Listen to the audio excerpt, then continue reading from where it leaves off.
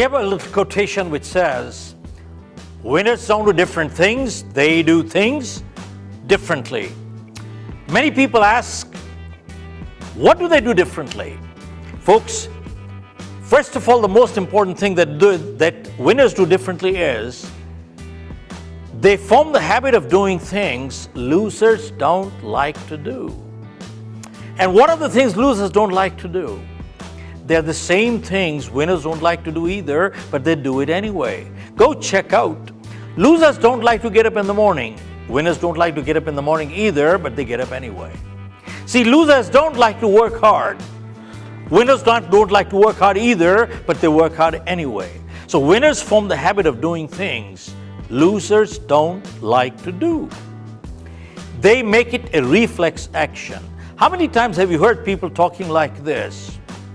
This person is just lucky. Every time he touches dirt becomes gold, and this person is just unlucky. Every time they touch gold becomes dirt. Analyze their life. Analyze every transaction in their life, and you will find that people we call lucky. Positive behavior has become habitual. Every time they do it, they just do it right. It is reflexes that come through. Folks, if we have to think to do the right thing, we can never do it right. I don't care how old we are. Our parents said one thing, form good habits, and habits form characters. See, if we have positive habits, we are a positive character. If we have negative habits, we are a negative character, because 90% of our behavior is habitual. We don't think, we just act. And good habits are hard to come by, but they're easy to live with. And bad habits come easy, but they're hard to live with. And before we got the habits got us. So the key is, if we want to succeed in life, we must form positive behavior into reflex action. And that is the key. That's one. And number two, the second thing that winners do differently is, winners always put in that extra effort even when it hurts. Dan Gable won the world title in wrestling. And when he became the champion, people asked him, how did you become the champion? And he said, when I was preparing for the championship bout, I was so exhausted, I wanted to give up.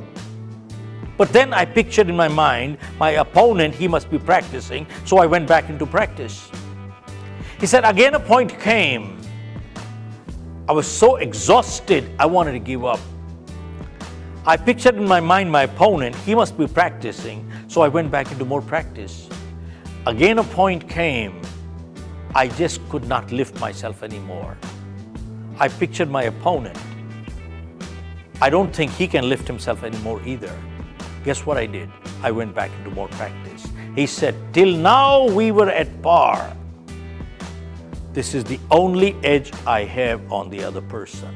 So, is there any coincidence that he became a champion? How can he not be a champion? See, winners don't do different things, they do things differently. In fact, many years ago, the world record on high jump used to be 7'4". Not pole vault, high jump. How can a human being clear a bar 7'4"? Boy, 4'7" is tough. And somebody asked a champion, how did you clear a bar 7'4"? And he said, I throw my heart over the bar and my body follows. Man, what an answer. He said, I throw my heart over the bar and my body follows. How can he not be a champion?